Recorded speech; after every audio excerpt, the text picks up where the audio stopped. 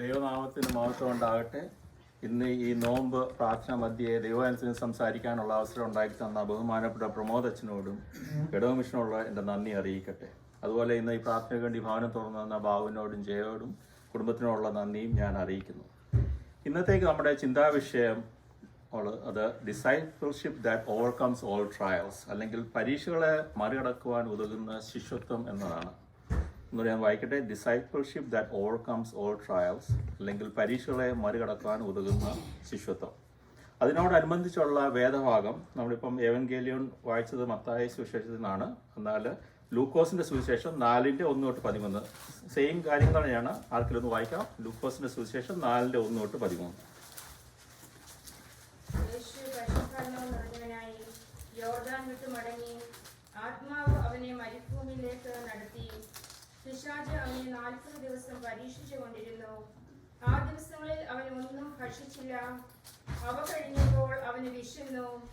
അപ്പോൾ പിശാച് അവനോട്, നീ ദൈവപുത്രൻ എങ്കിൽ ഈ കല്ലിനോട് അപ്പമായി തീരുവാൻ കൽപ്പിക്കുക എന്ന് പറഞ്ഞു.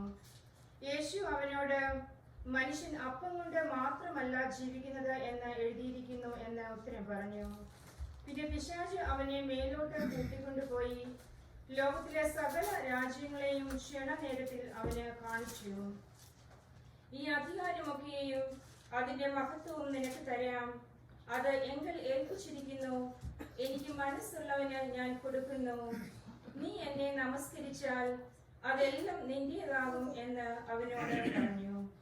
യേശു അവനോട്, നിന്റെ ദൈവമായ കർത്താവിനെ നമസ്കരിച്ച് അവനെ മാത്രമേ ആരാധിക്കാവൂ എന്ന് എഴുതിയിരിക്കുന്നു എന്ന് ഉത്തരം പറഞ്ഞു. പിന്നെ അവനെ യെരുശലേമിലേക്ക് കൂട്ടിക്കൊണ്ടുപോയി ദേവാലയത്തിന്റെ അഗ്രത്തിന്മേൽ നിർത്തി അവനോട്, നീ ദൈവപുത്രനെങ്കിൽ ഇവിടെ നിന്ന് താഴോട്ട് ചാടുക. നിന്നെ കാപ്പാൻ അവൻ തന്റെ ദൂതന്മാരോട് നിന്നെ കുറിച്ച് കൽപ്പിക്കുകയും നിന്റെ കാൽ കല്ലിനോട് തട്ടാതെ വണ്ണം അവർ നിന്നെ കയ്യിൽ താങ്ങിക്കൊള്ളുകയും ചെയ്യും എന്ന് എഴുതിയിരിക്കുന്നുവല്ലോ എന്ന് പറഞ്ഞു. യേശു അവനോട്, നിന്റെ ദൈവമായ കർത്താവിനെ പരീക്ഷിക്കരുത് എന്ന് അരുളി ചെയ്തിരിക്കുന്നു എന്ന് ഉത്തരം പറഞ്ഞു. അങ്ങനെ പിശാച് സകല പരീക്ഷയും തികച്ച ശേഷം കുറെ കാലത്തേക്ക് അവനെ വിട്ടുമാറി. നമുക്ക് പ്രാർത്ഥിക്കാം. ദൈവമായ കർത്താവേ, ഞങ്ങൾ ഇവിടെ വന്ന് കൂടിയിരിക്കുന്നത് ഈ നോമ്പിൻ്റെ ഒരു പ്രാർത്ഥനയുടെ ഭാഗമായിട്ടുള്ള കർത്താവേ, ഞങ്ങൾ അങ്ങയുടെ വചനങ്ങളെപ്പറ്റി ധ്യാനിക്കുമ്പോൾ അതിൻ്റെ മർമ്മങ്ങളെ ഞങ്ങൾക്ക് വിവരിച്ചു തരുന്ന കർത്താവേ, പ്രത്യേകിച്ച് ഞങ്ങൾ ഈ നോമ്പ് സമയത്ത് അങ്ങ് കടന്നുപോയ പരീക്ഷയെ പറ്റിയൊക്കെ ചിന്തിക്കാനുള്ള കർത്താവേ, ഞങ്ങൾക്ക് തിരുത്തലുകൾ വരേണ്ടടുത്ത് തിരുത്തലുകൾ വരുത്തുവാനും ഉപേക്ഷിക്കേണ്ടത് ഉപേക്ഷിക്കുവാനും സ്വീകരിക്കേണ്ടത് സ്വീകരിക്കുവാനും രൂപാന്തരപ്പെടുവാനൊക്കെ ഈ സമയം ഞങ്ങൾക്ക് ഉതകണമെന്ന് പ്രാർത്ഥിക്കുന്നു കർത്താവേ. പ്രത്യേകിച്ച് ഈ ഭവനത്തിന് വേണ്ടി പ്രാർത്ഥിക്കുന്നു. ബാബുവിനും ജയക്കും ബ്രാഡ്ലിക്കും വേണ്ടിയൊക്കെ പ്രാർത്ഥിക്കുന്നു. ബ്രാഡ്ലി ആയിരിക്കുന്ന സ്ഥലത്ത് എൻ്റെ പഠിത്ത കാര്യങ്ങളെല്ലാം അവരോട് ഉണ്ടായിരുന്ന കർത്താവേ, ഇവിടെ വന്ന് കൂടിയിരിക്കുന്ന ഓരോരുത്തർക്കും വേണ്ടി പ്രത്യേകം പ്രാർത്ഥിക്കുന്ന കർത്താവേ, ഈ ഒരു നോമ്പ് കാലം ഞങ്ങൾക്ക് അനുഗ്രഹത്തിൻ്റെ പുതുക്കത്തിൻ്റെ ഒരു നാളായി തീരുവാൻ സഹായിക്കണം. എല്ലാം യേശുനാഥി താഴ്മയുടെ അപേക്ഷിക്കുന്ന കൃപയോട് കേൾക്കണം. നമുക്ക് ഏവർക്കും സുപരിചിതമായ ഒരു ഭാഗമാണല്ലോ യേശുവിൻ്റെ ഈ 40 ദിവസത്തെ പരീക്ഷ. അപ്പോൾ നമ്മൾ ചെറുപ്പം മുതലേ ഇതിനെപ്പറ്റി നമ്മൾ പഠിക്കുന്നുണ്ട്. നമ്മൾ ഈ നോമ്പ് സമയത്ത് ഇതിനെപ്പറ്റി കൂടുതലായിട്ട് നമ്മൾ ചിന്തിക്കുന്നുണ്ട്. പ്രത്യേകിച്ച് നോമ്പിൻ്റെ ഈ 40 ദിവസത്തെ ഈ ഒരുക്കവും പ്രാർത്ഥനയും ഉപവാസവും എല്ലാം ഇതിനോട് ബന്ധപ്പെട്ടാണല്ലോ നമ്മൾ കൊണ്ടാടുന്നത്. അപ്പോൾ അതുകൊണ്ട് ഞാൻ ഇതിൻ്റെ അകത്തുനിന്നൊരു 4 പോയിന്റ് പ്രത്യേകിച്ച് നമ്മൾ ഇന്നത്തെ ടോപ്പിക്കിനെ ആസ്പദമാക്കിയത് ഡിസൈപ്പിൾഷിപ്പ് എന്ന ടോപ്പിക്കാണ് നമ്മൾ ഇന്ന് ചിന്തിക്കുന്നത്. അപ്പോൾ യേശു എങ്ങനെ ഡിസൈപ്പിൾഷിപ്പിൻ്റെ എക്സാമ്പിൾ നമുക്ക് കാണിച്ചു എന്ന് ചൂണ്ടിക്കാണിച്ചുകൊണ്ട് ഇന്നത്തെ പ്രസംഗം അവസാനിപ്പിക്കാനാണ് ഞാൻ ഉദ്ദേശിക്കുന്നത്. പ്രത്യേകിച്ച് നമ്മളിവിടെ കാണുന്നത് യേശുവിൻ്റെ ഉപവാസത്തെയും പ്രാർത്ഥനയും പരീക്ഷകളെ അതിജീവിക്കലും അനുകരിക്കുന്നതായിട്ടാണ് നമ്മളിവിടെ കാണുന്നത്. യേശുവിനുണ്ടായ വലിയ പരിശുദ്ധാത്മാവ് നിറവ് നമ്മൾക്കും ഉണ്ടാകുവാൻ നമ്മൾ ആഗ്രഹിക്കുന്നവരാണല്ലോ. അപ്പം ഈ ഭാഗത്ത് നല്ലൊരു എക്സാമ്പിളാണ് യേശു കാണിച്ചു തന്നിരിക്കുന്നത്. അപ്പോൾ വിഷയത്തിലേക്ക് കടക്കട്ടെ. ഒരു നല്ല ശിഷ്യന് വേണ്ട ഗുണങ്ങൾ എന്തൊക്കെയാണ്? എനിക്ക് ആൻസർ പറയാം. ബാബു ഫുഡൊക്കെ കരുതിയിട്ടുണ്ട്. ആൻസർ പറയുന്നവർക്ക് ബാബു ഫുഡ് തരുന്നതാണ്. ഓക്കെ, ഒന്ന് അനുസരണം. ഓക്കെ, വേറെ എന്നാ? ഫിറ്റ്നസ്, പ്രാർത്ഥന. അപ്പം നമ്മുടെ ഈ ടോപ്പിക്കായിട്ട് ബന്ധപ്പെട്ടെന്ന് പറയാമോ? എല്ലാം അതിൻ്റെ അത് വരുന്നതാണ്. ശിഷ്യന് ഒത്തിരി ഒത്തിരി ക്വാളിറ്റീസ് ഉണ്ട്. അപ്പം ഒന്ന് ഫെയ്ത്ത്ഫുൾനെസ്, വിശ്വസ്തത അത്യാവശ്യമാണ് ഒരു നല്ലൊരു ശിഷ്യനാകണമെങ്കിൽ. രണ്ട്, നമ്മൾ പറഞ്ഞ പോലെ അനുസരണം, ഒബീഡിയൻസ്, അത് വളരെ important. So I forgot like tell me like I will try to speak in between English but I prepared in Malayalam but I will try. Okay. രണ്ടാമത്തേത് ഒബീഡിയൻസ്, അനുസരണം. മൂന്നാമത്തേത് ഒരു നല്ല ശിഷ്യന് വേണ്ട ഗുണം എന്നാണ്? ഞാൻ പറയും ഹ്യൂമിലിറ്റി, അല്ലെ, താഴ്മ. ഒരു ശിഷ്യന് താഴ്മ അത്യാവശ്യമാണ്. എല്ലാം കറക്റ്റ് ആട്ടോ, ഷീന പറഞ്ഞ എല്ലാം കറക്റ്റാണ്. ഞാൻ ഇന്നത്തെ ടോപ്പിക്കായിട്ട് ബന്ധപ്പെട്ട് പറയുന്നേ ഉള്ളൂ. പിന്നെ നാലാമത്തെ ഒരെണ്ണം ഞാനിതിരിക്കുന്ന മിഷൻ ആൻഡ് വിഷൻ, അല്ലെ, ഒരു ദൗത്യബോധം. ഒരു ശിഷ്യന് ഗുരുവിൻ്റെ ദൗത്യം മനസ്സിലാക്കാൻ പറ്റുന്നില്ലെങ്കിൽ ഒരിക്കലും ഒരു ശിഷ്യനാകാൻ പറ്റത്തില്ല. അപ്പോൾ ആ ദൗത്യബോധം അത്യാവശ്യമാണ്. പിന്നെ അഞ്ചാമത്തേത് നിങ്ങൾ പറഞ്ഞാൽ തോന്നുന്നു വിശ്വാസം അല്ലെങ്കിൽ ഫെയ്ത്ത്. അപ്പോൾ നമ്മളെപ്പോഴും ഗുരുവിനെ ഒരു വിശ്വാസം വേണം, എന്തെങ്കിലും നമുക്ക് ഒരാളുടെ ഫോളോ ചെയ്യാനൊക്കത്തില്ല. നമ്മൾ ഒരാളെ വിശ്വസിക്കുന്നില്ലെങ്കിൽ നമുക്ക് ഒരിക്കലും ഫോളോ ചെയ്യാനൊക്കത്തില്ല. അപ്പം ഈ 4 പോയിന്റും പിന്നെ അഞ്ചാമതൊരു കാര്യം കൂടെ ഇതിൻ്റെ അകത്ത് പറഞ്ഞ് ഇന്നത്തെ പ്രസംഗം അവസാനിപ്പിക്കണമെന്നാണ് ഞാൻ ആഗ്രഹിക്കുന്നത്. അപ്പം യേശുവിന് ഈ പരീക്ഷകളെ അതിജീവിക്കാൻ സഹായിച്ച ഗുണങ്ങൾ, അതിൻ്റെ അകത്ത് ഒന്നാമത്തേത് നമ്മൾ 4:1 വായിക്കാം. ലൂക്കോസ് 4:1. ആത്മാവ് അവനെ മരുഭൂമിയിലേക്ക് നടത്തി, പിശാച് അവനെ 40 ദിവസം പരീക്ഷിച്ചു കൊണ്ടിരുന്നു. ഓക്കെ. അപ്പം നമ്മൾ ഈ ഭാഗം വായിക്കുമ്പോൾ നമ്മൾ പെട്ടെന്ന് വായിച്ചു വിടുന്ന ഒരു വാക്യമാണ് 1. അപ്പം അതിൻ്റെ അകത്ത് ഒരു പ്രധാനപ്പെട്ട ഒരു മർമ്മം അടങ്ങിയിരിക്കുന്നത് യേശുവിനെ പരിശുദ്ധാത്മാവാണ് മരുഭൂമിയിലേക്ക് നയിച്ചത്. നമ്മളെപ്പോഴും പിശാച് പരീക്ഷിച്ചു നമ്മളെപ്പോഴും വായിക്കുന്നത്. എന്നാൽ ഇതിൻ്റെ ഇതിനകത്ത് ഒരു കീ പോയിന്റ് എന്താണെന്ന് പറഞ്ഞാൽ പരിശുദ്ധാത്മാവാണ് യേശുവിനെ മരുഭൂമിയിലേക്ക് നടത്തിയത്. അപ്പോൾ നമ്മൾ പലപ്പോഴും ശ്രദ്ധിക്കാത്തൊരു കാര്യം അതാണ്. കാരണം സാത്താനല്ല അവിടോട്ട് നടത്തിയത്, ആത്മാവാണ്. അപ്പോൾ ഏതൊരു പരീക്ഷയെ നേരിടാനും നമുക്ക് പരിശുദ്ധാത്മാവിൻ്റെ ബലം അത്യാവശ്യമാണ്. പ്രത്യേകിച്ച് നമ്മൾ എന്നാൽ മാനുഷികമായിട്ട് ചിന്തിക്കുമ്പോൾ പരീക്ഷകൾ വരുമ്പോൾ നമ്മൾ ദൈവത്തിനോട് അകലാനാണ് നമ്മൾ ശ്രമിക്കുന്നത്. നമ്മളെപ്പോഴും ചോദിക്കല്ലോ വൈ മീ എന്നൊരു ക്വസ്റ്റ്യൻ നമ്മളെപ്പോഴും ചോദിക്കുന്നതാണ്. അപ്പോൾ ഒരു കാര്യം ഓർത്തിരിക്കേണ്ടത്, പണക്കാരനാണേലും പാമരനാണേലും മനുഷ്യർക്ക് പരീക്ഷകൾ എല്ലാവർക്കും ഉള്ളതാണ് ഈ പരീക്ഷകൾ. ഇപ്പോൾ പരീക്ഷകൾ വരുമ്പോൾ നമ്മൾ ദൈവാത്മാവിനോട് കൂടുതൽ അടുക്കാൻ ശ്രമിക്കണം. കാരണം ഈ വാക്യം തന്നെ തുടങ്ങുന്നത് അങ്ങനെയാണല്ലോ. യേശു പരിശുദ്ധാത്മാവ് നിറഞ്ഞവനായി യോർദാൻ വിട്ടു, പിന്നെ പരിശുദ്ധാത്മാവിനെ നടത്തി എന്നുള്ളതാണ്. അപ്പം നമുക്ക് ഏതൊരു പരീക്ഷയെ നേരിടാൻ പരിശുദ്ധാത്മാവിൻ്റെ ബലം അത്യാവശ്യമാണ്. അതാണ് ഈ ആദ്യത്തെ ഭാഗത്തു നിന്ന് കാണുന്നത്. ഇതിനോടനുബന്ധിച്ച് ഒരു കാര്യം പഠിക്കും. നമ്മൾ സ്വർണ്ണമൊക്കെ ഉരുക്കുന്നത് കണ്ടിട്ടുണ്ടല്ലോ. തട്ടാൻ്റെ നമ്മൾ സ്വർണ്ണം കൊടുക്കുന്നുണ്ടേ അത് ഇതിൽ പാത്രത്തിൽ ഇട്ട് അങ്ങോട്ട് തീ കൊടുക്കുമ്പോൾ എന്നാ നടക്കുന്നത് നമ്മൾ കാണാം. അതിൻ്റെ അകത്ത് അതൊക്കെ ഇങ്ങനെ പൊട്ടിത്തെറിക്കുന്നതും അശുദ്ധികളെല്ലാം ഇങ്ങനെ കത്തിപ്പോകുന്നതും കാണാം. അതെല്ലാം കഴിയുന്നതുകൊണ്ട് അതിന് ചെറിയൊരു സ്വർണ്ണത്തിൻ്റെ ചെറിയ ഗോളമായിട്ട് അവിടെ കിടക്കും. എന്നാൽ അതിനെ തട്ടാനെടുത്ത് അടിച്ചും വലിച്ചു നീട്ടിയെല്ലാം കഴിഞ്ഞ് രൂപാന്തരപ്പെടുത്തി എടുക്കുമ്പോൾ ഒരു നല്ല മനോഹരമായ ആഭരണമായി മാറും. അപ്പോൾ ആ സ്വർണത്തിനെ ഒരു ഊതിക്കഴിക്കലിലൂടെ കടന്നു പോകുമ്പോഴാണ് അത് മനോഹരമായ ആഭരണമായി മാറുന്നത്. മനുഷ്യ ജീവിതത്തിൽ അങ്ങനെയാണ്. നമ്മൾ പരീക്ഷകൾ കടന്നു പോകുമ്പം, ഊതിക്കഴിക്കലിലൂടെ കടന്നു പോകുമ്പം പരിശുദ്ധാത്മാവ് നമ്മുടെ ഉള്ളിലുണ്ടെങ്കിൽ നമ്മളൊരു രൂപാന്തരപ്പെട്ട് ഒരു നല്ല മനുഷ്യനായി മറ്റുള്ളവർക്ക് പ്രയോജനമുള്ളതായി തീരാൻ സാധ്യതയുണ്ട്. അതിൻ്റെ ഒരു മറുവശം കൂടെ പറയട്ടെ. നമ്മൾ ചിലപ്പോൾ സ്വർണം കൊടുക്കുന്നുണ്ടെങ്കിൽ തട്ടാൻ പറയും, കാണാനൊക്കെ നല്ല ഭംഗിയായിരിക്കും, പറയും ഇതിന് തൂക്കമില്ല, ഇതാകം പൊള്ളയാണെന്ന് പറയും, അല്ലെങ്കിൽ മെഷീൻ കട്ടാണെന്ന് പറയും, അല്ലെങ്കിൽ ചെമ്പാണെന്ന് പറയും. അപ്പം അങ്ങനെയുള്ളൊരു സ്വർണ്ണം ഉരുക്കിയെടുക്കുന്നുണ്ടെങ്കിൽ അത് പ്രയോജനമില്ലാത്തതായി മാറുന്നു. അപ്പോൾ ഞാൻ പറഞ്ഞു വന്നത്, നമ്മുടെ ഉള്ളിൽ ദൈവാത്മാവ് ഉണ്ടെങ്കിൽ പരീക്ഷകളെ നേരിടാൻ നമുക്ക് സാധിക്കും. അത് കഴിഞ്ഞുണ്ടാകുന്ന രൂപാന്തരം നമുക്ക് ഏറ്റവും പ്രയോജനമായിരിക്കും. അത് നമ്മളെ ഭാവിയിൽ വേറെ ഇഷ്യൂസൊക്കെ വരികയാണെങ്കിൽ നമുക്കതിനെ മാനേജ് ചെയ്യാൻ സാധിക്കും. ചെന്ന് വെള്ളം ഒന്ന് കുടിച്ചോട്ടെ.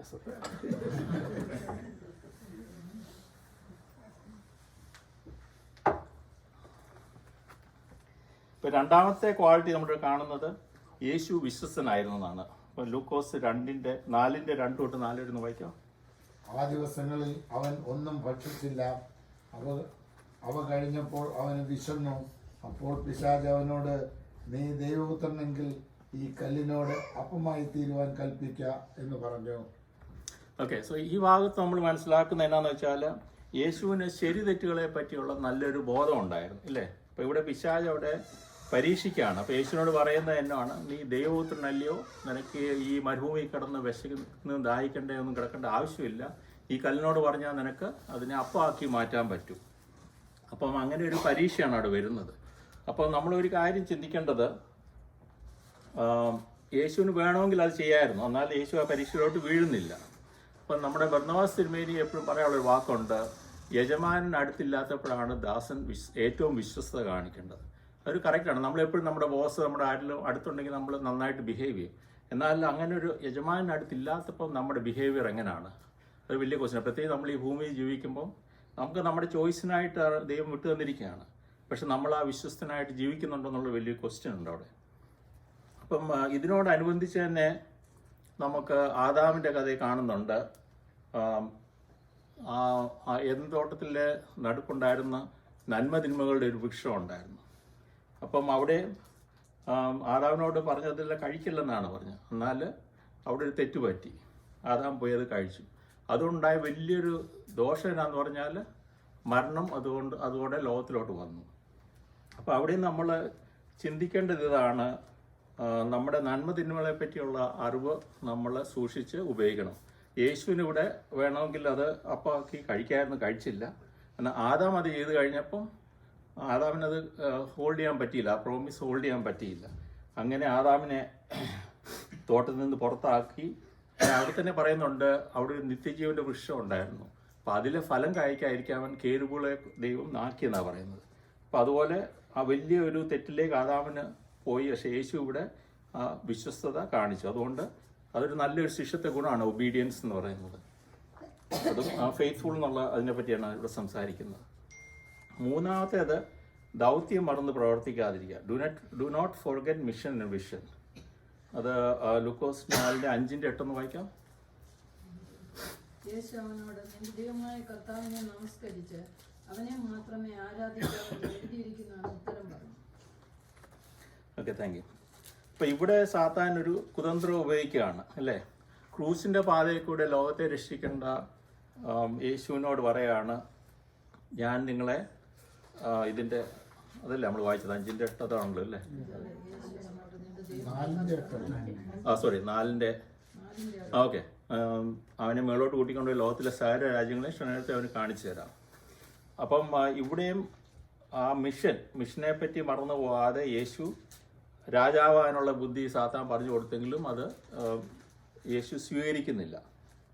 അപ്പം യേശുവിൻ്റെ മിഷൻ അറിയാം. അവൻ സകലം രക്ഷിക്കാനായിട്ടാണ് വന്നത്. യേശുവിനെ പലപ്പോഴും പറയുന്നുണ്ട്, ഞാൻ ഇടയനാകുന്നു, അല്ലെങ്കിൽ ഞാൻ ദാസനാണ്. അപ്പം ഇതിൻ്റെ അകത്ത് ഇങ്ങനെ പറയുന്നുണ്ട് ഇവിടെ,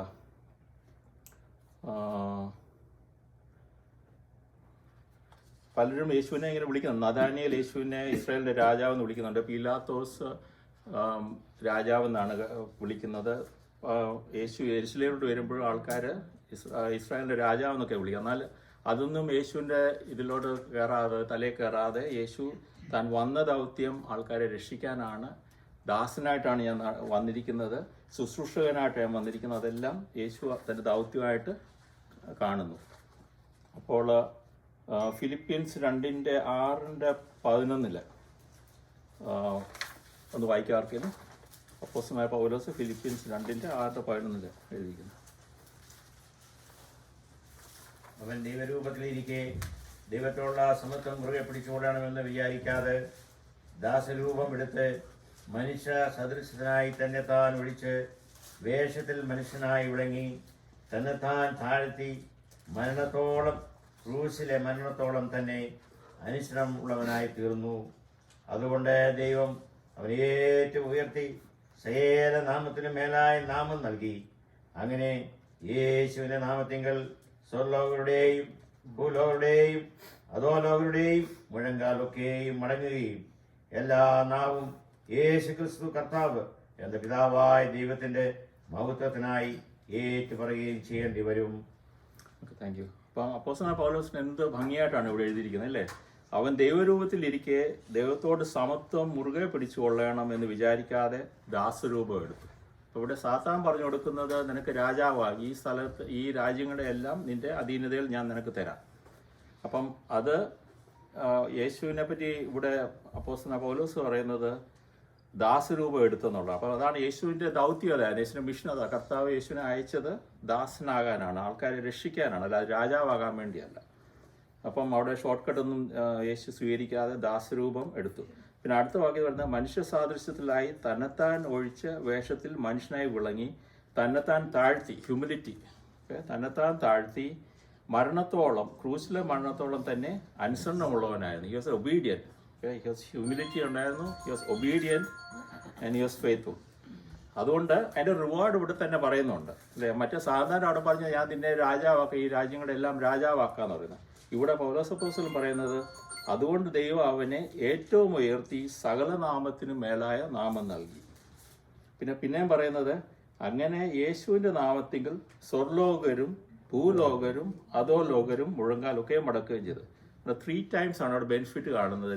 സാത്താൻ ഈ രാജ്യങ്ങൾ മുഴുവൻ ഓഫർ ചെയ്തപ്പം ദൈവമായ കർത്താവ് യേശുവിനെ സ്വർലോകത്തിൻ്റെയും ഭൂലോകത്തിൻ്റെയും അധോലോകത്തിൻ്റെയും രാജാവാക്കി. അപ്പോൾ അത്രയും വലിയൊരു നാമം കൊടുത്തു.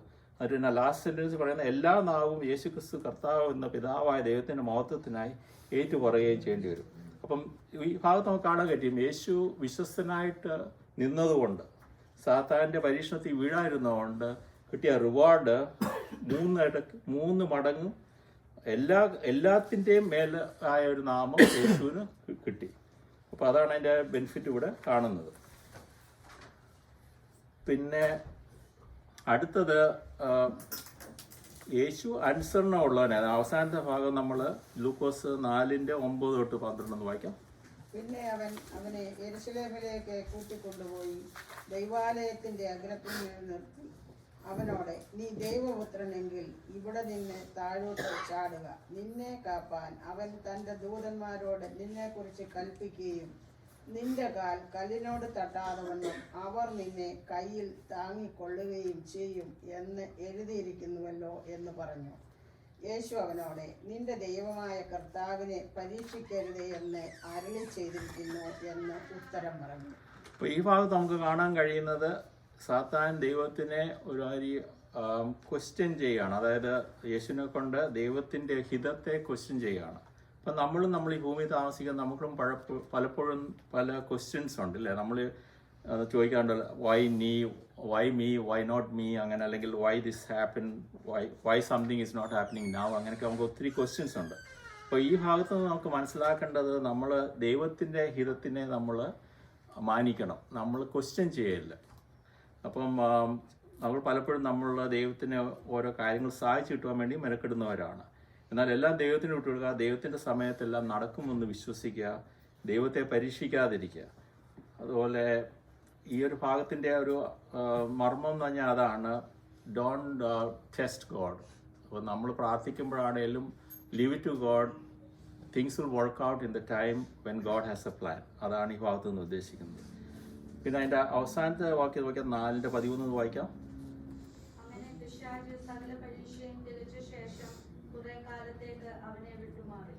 ഓക്കെ, ഈ ഭാഗം എന്ന് പറഞ്ഞാൽ ഒരു അലേർട്ടാണ്. നമ്മൾ അതുപോലെ ഞാൻ നേരത്തെ പറഞ്ഞോളൂ, നമ്മൾ ശ്രദ്ധിക്കാതെ വായിക്കുന്ന ഒരു സെൻറ്റൻസ് ആണ് ഇത്.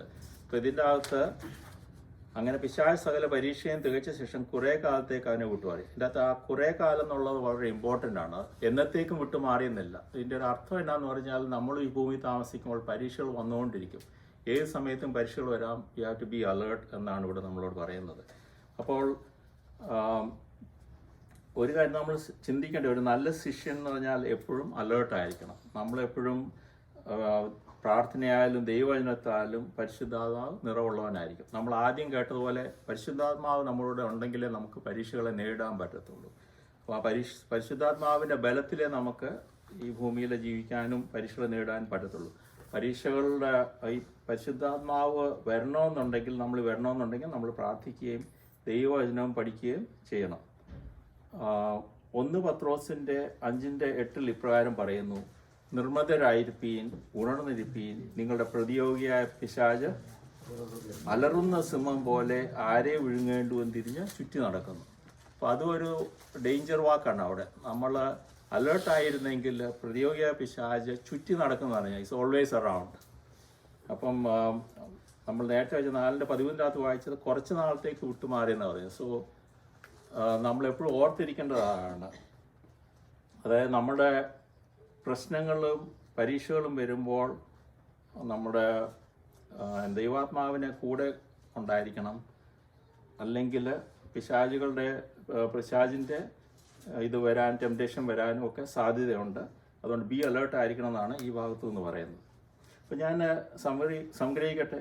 ഈ ഭാഗത്ത് യേശുവിൻ്റെ 4 ശിഷ്യതുല്യമായ ഗുണങ്ങളാണ് പറഞ്ഞത്. 1 പരിശുദ്ധാത്മാവിൻ്റെ നിറവ്, 2 വിശ്വസ്തത, 3 ദൗത്യത്തിനോടുള്ള കൂറ്, അതായത് മിഷൻ ആൻഡ് വിഷൻ, 4 ഒബീഡിയൻസ്. പിന്നെ 5-ാമത്തേത് ഇതിനകത്ത് പറയുന്നത് ഒരു അലേർട്ട്, നമുക്കെല്ലാവർക്കും ഉള്ള ഒരു അലേർട്ടാണ്, ബി പ്രിപ്പയർഡ്. അപ്പോൾ പരീക്ഷകൾ വരുമ്പോൾ യേശുവിനെ പോലെ അതിനെ അതിജീവിക്കുവാൻ സാധിക്കണം. അതിന് നമ്മൾ പരീക്ഷകൾ വരുമ്പോൾ പരിശുദ്ധാത്മാവിൻ്റെ ബലത്താലും നല്ല ശിഷ്യത്തിലൂടെ അതിനെ നേരിടാൻ പറ്റും. ഫിലിപ്പീൻസിൻ്റെ 4:6-9 ഇപ്രകാരം പറയുന്നു. നമ്മുടെ അതെങ്ങനെ അങ്ങനെ ഞാൻ വായിക്കാം. ഫിലിപ്പീൻസ് 4:6-9. ഒന്നിനെ കുറിച്ചും വിചാരപ്പെടരുത്, എല്ലാറ്റിലും അതെ എല്ലാറ്റിലും പ്രാർത്ഥനയാലും അപേക്ഷയാലും നിങ്ങളുടെ ആവശ്യങ്ങൾ സ്തോത്രത്തോടും ദൈവത്തോട് അറിയിക്കാത്ര വേണ്ടത്. എന്നാൽ സകല ബുദ്ധിയും കവിയുന്ന ദൈവസമാധാനം നിങ്ങളുടെ ഹൃദയങ്ങളെയും നിലവുകളെയും ക്രിസ്തുവേശുവിൽ കാക്കും. അപ്പോൾ ഈ പരീക്ഷകളൊക്കെ വരുമ്പോൾ നമ്മൾ മനസ്സിൽ വെച്ചോണം. അതായത് എല്ലാറ്റിലും പ്രാർത്ഥനയാലും അപേക്ഷയാലും നിങ്ങളുടെ ആവശ്യങ്ങൾ സ്തോത്രത്തോടെ ദൈവത്തോട് അറിയിക്കത്ര വേണ്ടത്. അങ്ങനെ വരുമ്പോൾ നിങ്ങൾക്ക് പരീക്ഷകളെ അതിജീവിക്കാനുള്ള ദൈവസമാധാനം നിങ്ങളുടെ ഹൃദയങ്ങളെയും നിലവുകളെയും ക്രിസ്തുവേശുവിൽ കാക്കും. അപ്പോൾ അതൊരു നല്ലൊരു ഓർത്തിരിക്കാൻ പറ്റിയൊരു വചനമാണ്. അപ്പോൾ നമ്മുടെ വിശ്വാസം എല്ലാ കാലത്തും ഉണ്ടായിരിക്കണം. സുഖകാലത്തും ദുഃഖകാലത്തും വിശ്വാസത്തെ മുറുകെ പിടിക്കണം. വിശ്വാസത്തെ ശക്തിയേറുന്ന ഘടകങ്ങൾ നേരത്തെ വായിച്ച പോലെ പ്രാർത്ഥനയും ദൈവവചനവും പഠനവും ആണ്. വിശ്വാസത്തിലൂടെ പരിശുദ്ധാത്മാവിൻ്റെ അഭിഷേകം ഉണ്ടാകും. അത് പരീക്ഷകളെ അതിജീവിക്കുവാൻ സഹായിക്കും. ഒരു നല്ല ശിഷ്യൻ അല്ലെങ്കിൽ ദാസന് അവസാനം ഒരു വിളി വരും, അല്ലേ? നമ്മളെല്ലാവരും കേൾക്കാൻ ആഗ്രഹിക്കുന്ന ഒരു വിളിയാണത്. അതെന്നാന്നറിയാം? നല്ലവനും വിശ്വസ്തനുമായ ദാസനെ, നീ അല്പത്തിൽ വിശ്വസ്തനായിരുന്നു, നിന്നെ ഞാൻ അധികത്തിൽ വിചാരകനാക്കും. യജമാന്റെ സന്തോഷത്തിലേക്ക് പ്രവേശിക്കുക. നമുക്ക് ഏവർക്കും യജമാന്റെ സന്തോഷത്തിലേക്ക് പ്രവേശിക്കാൻ അവസരം ഉണ്ടാകട്ടെ എന്ന് പ്രാർത്ഥിച്ചുകൊണ്ട് എൻ്റെ വാക്കുകൾ ഞാൻ ചുരുക്കുന്നു.